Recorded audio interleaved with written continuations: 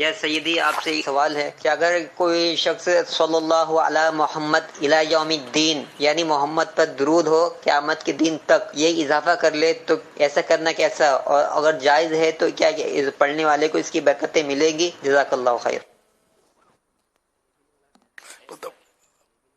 اپنے طور پر نہ کریں علماء اس طرح کے وہ درود شریف ہیں بتا رہے، لیکن میں یہ کہنے لگا تھا کہ اپنی طرف سے نہ کریں، ہم علماء جو کریں نا ہم وہ کریں، پھر یہ نا ہم سب کو قانون مل جائے گا نا کہ جو مرضی اضافہ کر لیں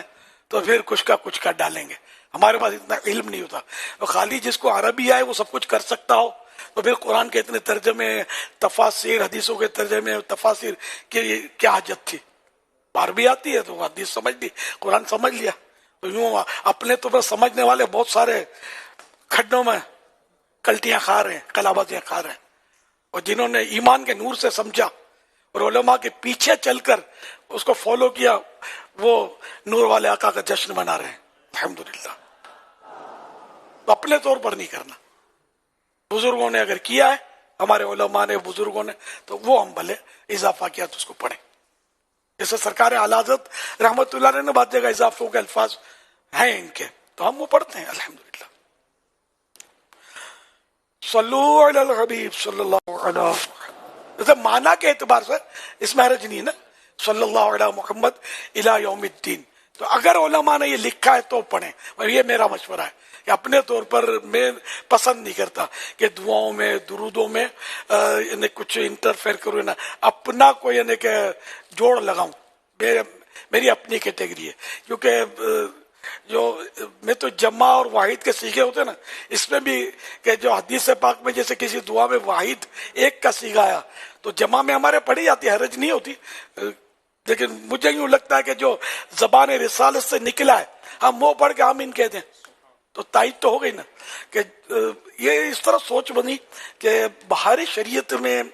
اعلیٰ حضرت رحمۃ اللہ علیہ کا رسالہ انوار البشارہ حج کا رسالہ ہے، وہ بہار شریعت میں شامل کیا ہے، اور مولانا امجد علی صاحب رحمۃ اللہ علیہ کے بہت بڑے بزرگ، میرا اس نظر ولی اللہ تھے، تو انہوں نے جو جملے لکھے نا بڑی رہنمائی ہو گئی، انہوں نے لکھا کہ میں نے اعلیٰ حضرت رحمۃ اللہ علیہ کا رسالہ انوار البشارہ بہار شریعت میں